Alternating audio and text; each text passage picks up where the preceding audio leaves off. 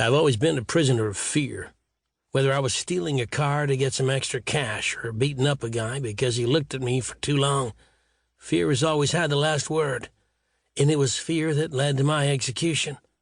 You can't have much more of a last word than that. You wouldn't have heard about my execution. It wasn't a big deal. They had the wrong guy, of course. It was Jackie who killed him, all three of them. 3 human beings standing right in front of me. Jackie had his gun pressed to a bank teller's temple and was instructing the security guard to open the safe, while a second teller held her trembling hands high in the air. The guard, probably an ex-cop, looked over at me, and she could clearly see I was dead scared, the gun in my hand shaking, and she clocked in a flash that the gun wasn't loaded and that I was more likely to sprint the hell out of there than actually pull off a bank robbery. It wasn't much of a bank robbery. It wasn't much of a bank. It was a local credit union for government employees, people working up there around Edwards Air Force Base in the high desert of Southern California. The guard's mistake was thinking Jackie was as much a coward as I was. She barreled down on him like an angry mom, drawing her own gun. "Drop the weapon, fool, and step away from the teller." She should have known better. They're not supposed to do that. They're supposed to cooperate. Jackie shot the teller dead. The guard stood there, blinking, stunned just long enough for Jackie to turn and shoot her, too. The second teller hit the floor, scrambling across the carpet on all fours for the safety of a back office.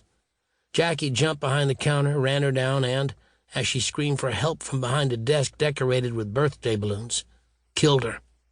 And I stood there, scared to discover Jackie had been packing live ammo, scared that there was no right or wrong or up and down in this world, and that people like me, were left to determine their destinies all by themselves, and that we would always make a mess of it. And scared of being scared, too. That was the worst. An endless loop making the fear bigger and bigger, wider and wider. I started shaking. Jackie set his gun on the counter and went to town emptying registers into a school backpack he'd lifted from somewhere. He knew what he was doing, he'd said. He had worked in a bank when he was in college. Yes, Jackie went to college. When he was done, he turned to me and said, "Now, you worthless loser, I'm going to kill you." You'd have thought that would have got me to start moving, but it didn't. Jackie reached for his gun, but it was gone from the counter and in the hands of the security guard. Taking careful aim from a growing pool of her own blood, the guard emptied the chamber into Jackie's chest. The two of them died side by side. I probably could have gotten away. Away to what, I don't know. I had nowhere to go. No one to go to, no reason to be anywhere. So I just stood still, waiting in that silent, bloody room with the afternoon sun blazing in through the glass doors until police cruisers had surrounded the place. When I was lying face down with police shotguns pressed to my skull and spine, knowing I was going back to prison for good, I wasn't scared anymore. The trial was short. The jury found me guilty of armed robbery and triple homicide.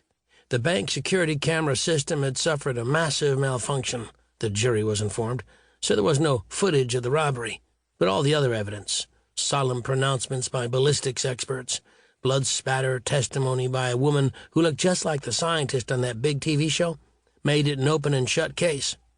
My public defender's defense ran something like, "Ladies and gentlemen of the jury, when you find my client guilty, I urge you not to recommend the death penalty, unless you really think it's the best thing to do." When the jury announced their verdict, the prosecutor jumped like he'd won the lotto. I went off to death row, and Jackie's body was interred with his people up in Bakersfield. Death row had its own wing, deep underground. I shared it with 23 other doomed men, every one of us sticking to the story that we were innocent, that we'd been set up.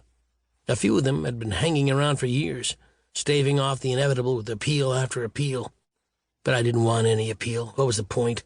Like I said, I didn't have anywhere to go, nowhere to be. No one to be.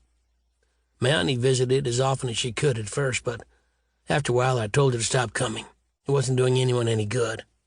It was a long bus trip, and she was old and diabetic and heartbroken. She said she'd pray for me, pray for a miracle.